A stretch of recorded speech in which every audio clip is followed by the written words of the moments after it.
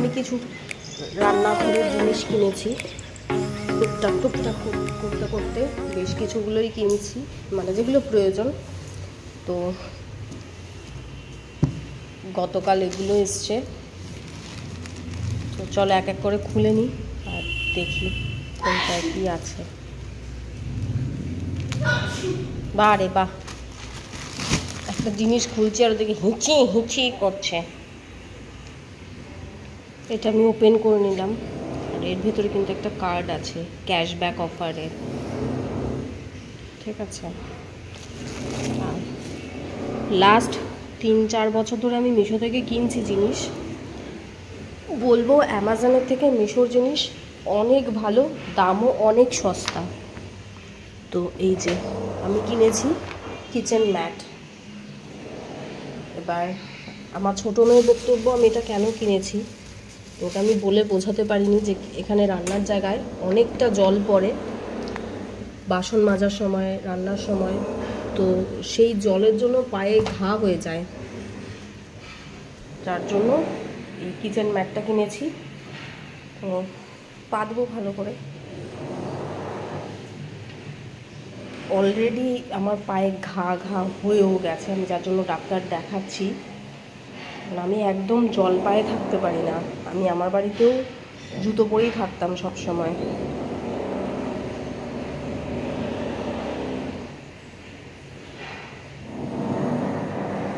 এই হচ্ছে kitchen mat. আর এখানে ঘরে পরার জন্য নিয়েছি এই যে অজন্তার জুতো। ওই বাড়িতে যেটা পরতাম ঘরে, ওটা এখানে এই সিঁড়ি ওঠানামা করতে, বাইরে বেরোনোর জন্য ইউজ করছি। আর এখানের জন্য পিঙ্কি কালার এনেছি।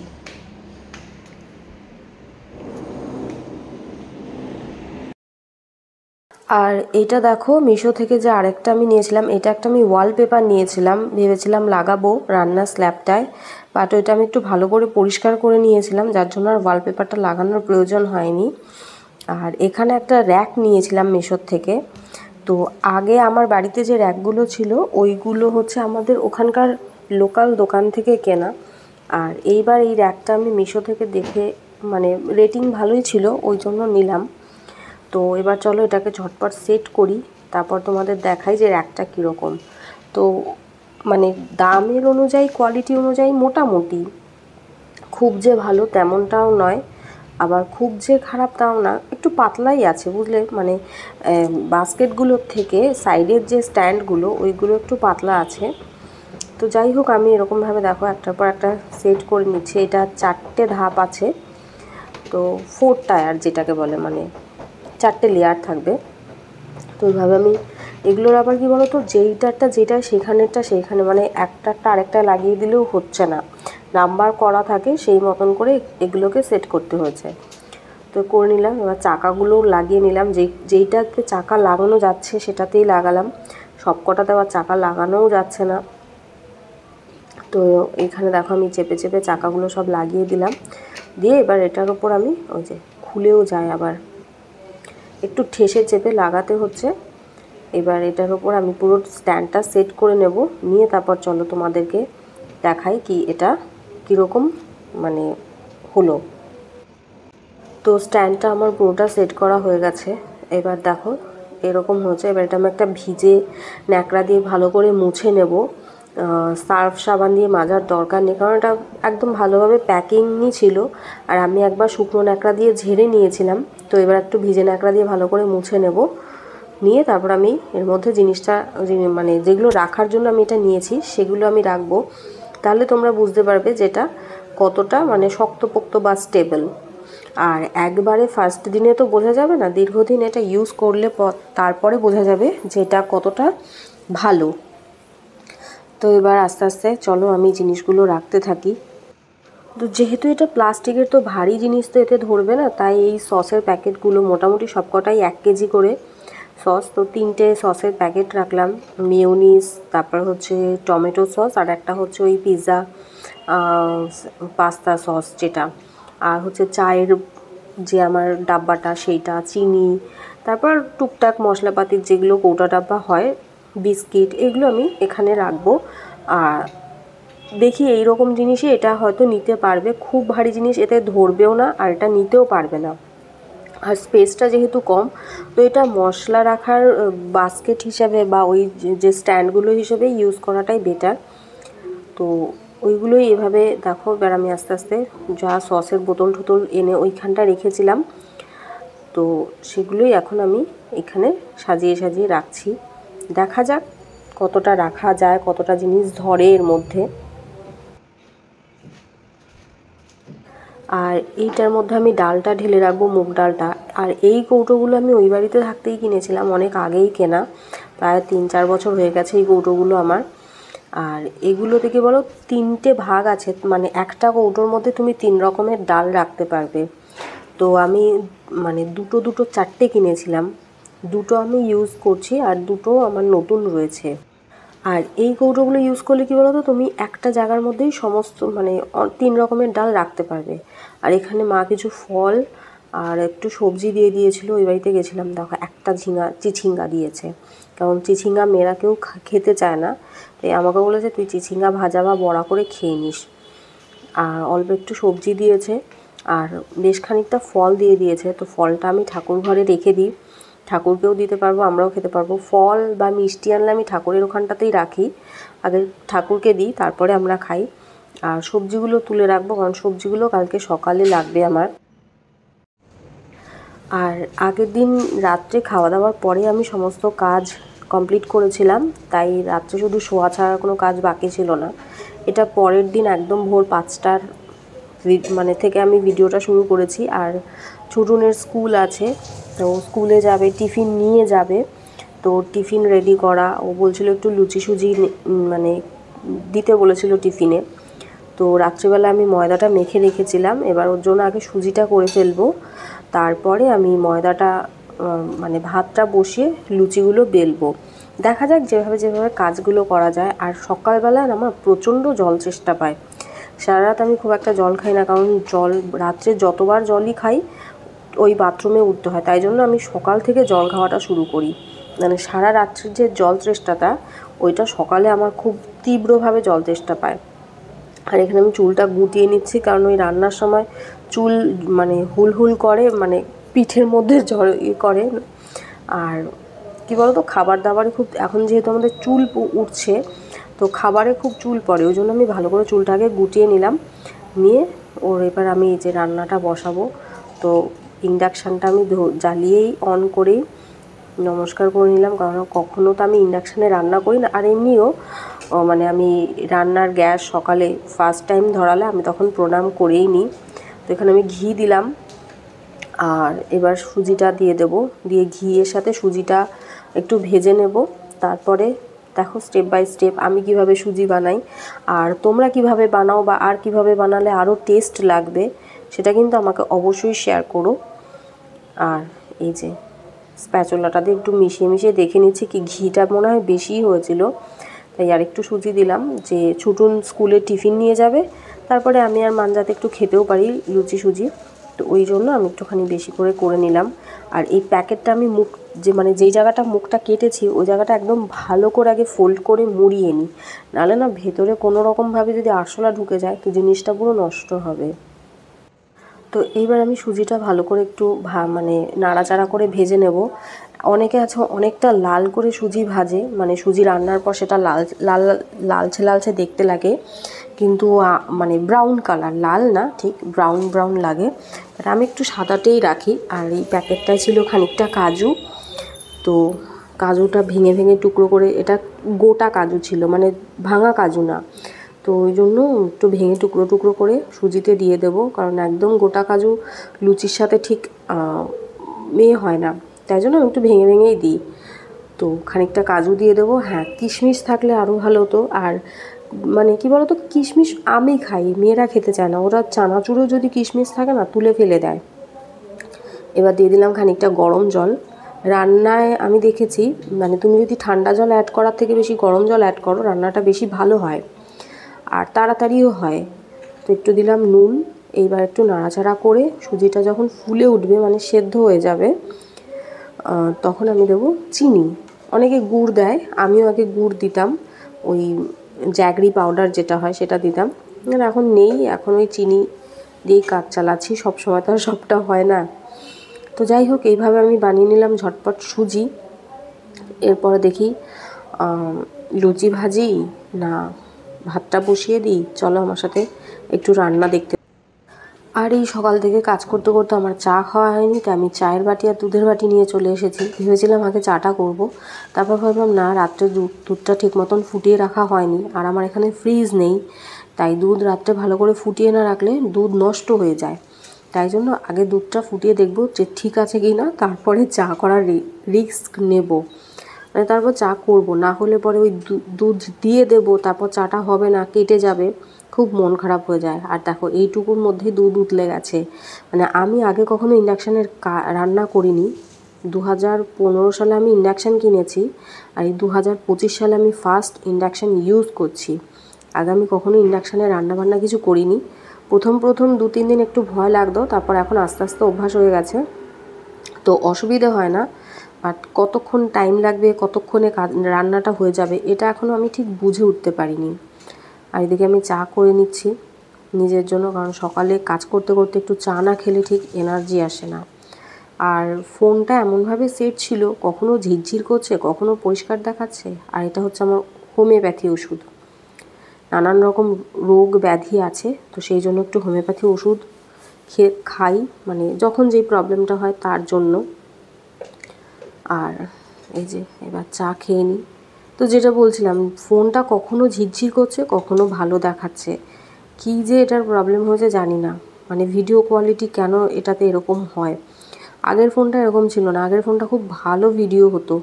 এই ফোনটাতেই দেখি মানে জুম করলে বা এ করলে, এরকম ব্যাক ক্যামেরা করলে এরকম ঝিরঝির ঝিরঝির করতে থাকে। আর আমি লুচি টুচি ভাজার জন্য বা যে কোনো ভাজাভুজি করার জন্য, পরোটা করার জন্য, পরোটাটা ঘিয়েরই খাই। ছুটুন তেলের ঘিয়ের পরোটা খায় না, ছুটুন ঘি খেতে পারে না, তো ওকে মানে এই সানফ্লাওয়ার অয়েল দিয়েই পরোটা করে দিই। আর অমিতের যখন হার্ট অ্যাটাক হয়, তারপর থেকেই আমরা সানফ্লাওয়ার অয়েলটা খাওয়া শুরু করি সাদা তেল হিসেবে। আর খুব একটা সাদা তেল আমরা খাইও না, ম্যাক্সিমামটাই সরষের তেলেই সবই রান্না হয়। পাঁপড় ভাজাও আমি সরষের তেলেই করি, একটা আলাদাই টেস্ট হয়।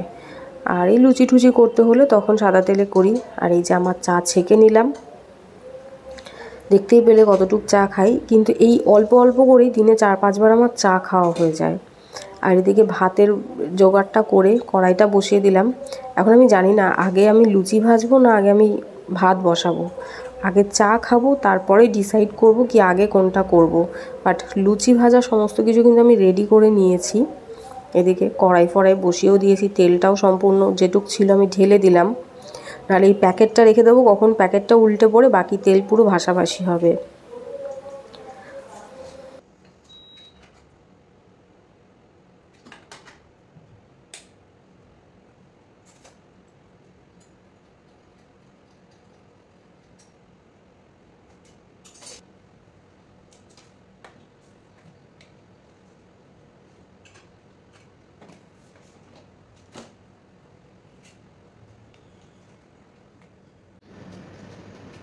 তো চা খাওয়া হয়ে গেছে, এবার আমি ভাতটা বসানোর ব্যবস্থা করি। ভাবলাম যে আগে ভাতটাই করে ফেলি, নাহলে ছুটুনের বেরোতে দেরি হবে, ও আবার 9টার মধ্যে বেরিয়ে যাবে। মানে ট্রেনের একটা ব্যাপার থাকে, ট্রেন ঠিক মতন না পেলে পরের ট্রেন ধরতে হয়, মানে উঠতে না পারলে ভিড়ে পরের ট্রেন ধরতে হয়। আর অনেকটা রাস্তা, শিয়ালদা ঢোকার আগে, দমদম ঢোকার আগে অনেকক্ষণ ট্রেন দাঁড়িয়েও থাকে। তো ওই জন্য 9টার মধ্যে যেহেতু বেরিয়ে যাবে, তাই ভাবলাম আগে ভাতটা বসাই। আর এই ঝুড়িটা কালকে রাত্রের ভাত আছে, গতকাল রাত্রের ভাত আছে, তো আমি এই ঝুড়িটায় রেখেছি, নেটের ঝুড়ি, এটাতে রেখে আমি ঢাকা দিয়ে রেখেছিলাম। তো এই প্লেটটাই হচ্ছে আমার ভাতের বাটির প্লেট। এটা ধুয়ে এবার আমি বাটিটা ঢাকা দিয়ে দিই, জলটা তাড়াতাড়ি গরম হয়ে যাবে। আর ওদিকে লুচিটাও ততক্ষণে বেলা হয়ে যাবে।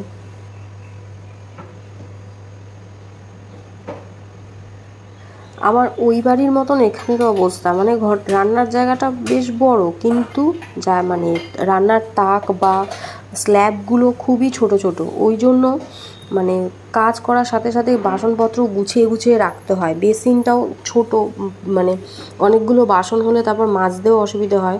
ওই জন্য অল্প অল্প বাসন হলে আমি মেজেও ফেলি তাড়াতাড়ি করে, আর যেগুলোর জল ঝরে যায় সেগুলো আমি গুছিয়েও ফেলি।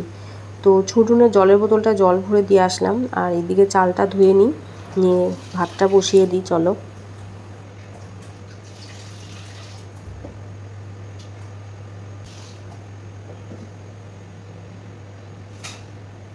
আর আমার একটা নেটেরই লিড আছে, সেটা দিয়ে আমি ঝুড়ির ভাতটা ঢাকা দিলাম। আর মা পেঁপে দিয়েছিল, পেঁপে আমি ছাড়িয়েও রেখেছি, তো পেঁপেটা ভাতে সিদ্ধ দিয়ে দেবো। পেঁপে সেদ্ধ কিন্তু খুব ভালো নুন দিয়ে, যাদের আমাশার প্রবলেম আছে, একটু বমির প্রবলেম আছে, তারা কিন্তু ভাতে পেঁপে সেদ্ধ খেতে পারো, এটা কিন্তু খুবই ভালো। আর এই যে খানিকটা টিফিন বক্সের জল ঝরে গেছে, সেগুলো আবার সরিয়ে দিই।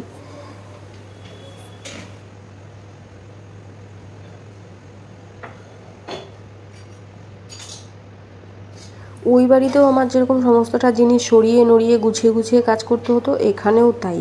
মানে তুমি যে রেখে দেবে, যে রেখে দিই পরে করব, সেই রকম কোনো উপায় নেই। একটা সরিয়ে তারপর তোমার আরেকটা কাজ করতে হবে। এই যে বাসনগুলো সরিয়ে দিলাম, এইবার আমি ওখানে সবজি কাটার একটা ব্যবস্থা করলাম। নাহলে সবজি কাটা কোথায় কাটবো, টেবিলে নিয়ে যাই, ওই ঘরে নিয়ে যাই, এরকম হয়। এবার চালটা ছেড়ে দিই, ভাতটা ফুটতে থাকুক। ভাতটা ফুটতে ফুটতে খানিকটা আমার সবজিও কাটা হয়ে যাবে, আর অন্যান্য কাজও হয়ে যাবে। ভাত বসিয়ে না নিশ্চিন্ত মতন কাজ করা যায়, কিন্তু অন্য কোনো রান্না বসিয়ে নিশ্চিন্ত মতন কাজ করা যায় না। আর হ্যাঁ, ভাত বসিয়ে তুমি ইন্ডাকশানে ঢাকা দিতে পারবে না, ঢাকা দিলেই জল পড়ে একাকার কাণ্ড হয়। তো আমি পাওয়ারটা একদম কমিয়ে দিই, দুয়ে করে দিই, দিয়ে এই যে কিছুক্ষণ ঢাকা দেবো, তারপরে আমি কিছুক্ষণ বাদে আমি ঢাকা সরিয়ে দেবো, নাহলে জল পড়ে পুরো ভাসাভাসি হবে। আর যত বাসন পড়ছে সাথে সাথে সব ধুয়ে সরিয়ে দিচ্ছি, নাহলে পরেই অসুবিধা, জমলেই অসুবিধে হয়ে যায়।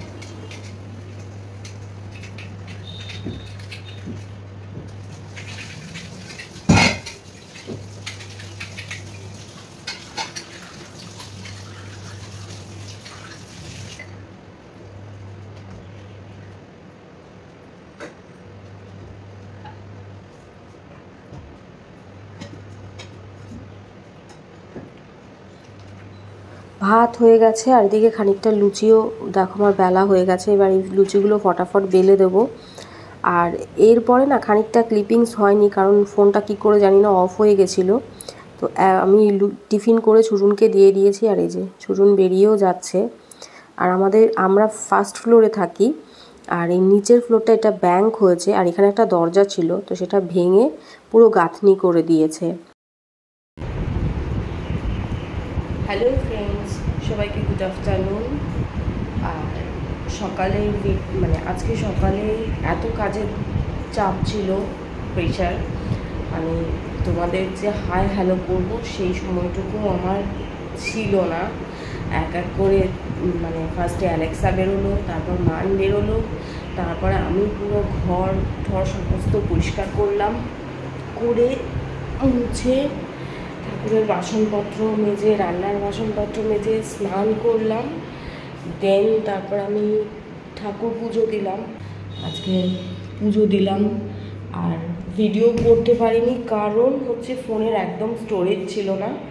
তো আমি লাঞ্চের পরে শুয়ে শুয়ে খানিকটা ফোন মেমোরি ক্লিয়ার করলাম, দিয়ে তারপর আমি ভিডিও এখন আবার করতে পারছি।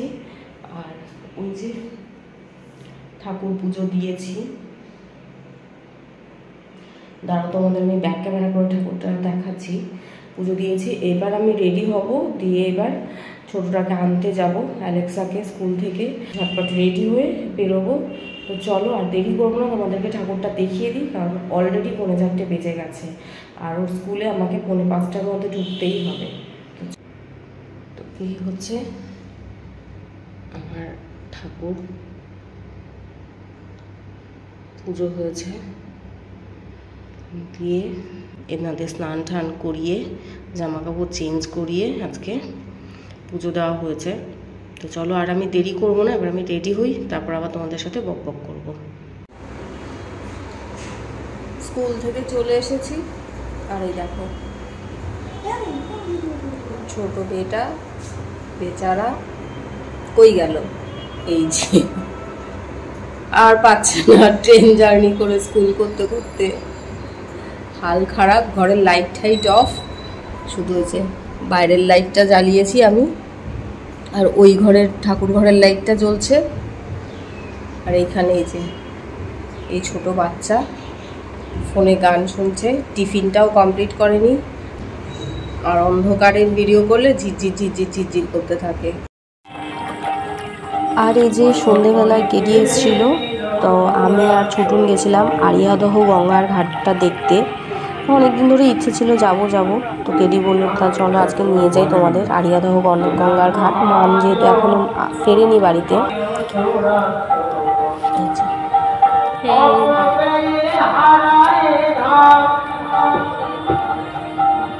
আমরা কোথায় এসেছি? গঙ্গার ঘাট, আরিয়াদহ ফেরিঘাট। কীর্তন হচ্ছে, কিছু শোনা যাবে না। Do you want to say something? Do you want to say something? আমি প্রচন্ড ক্লান্ত।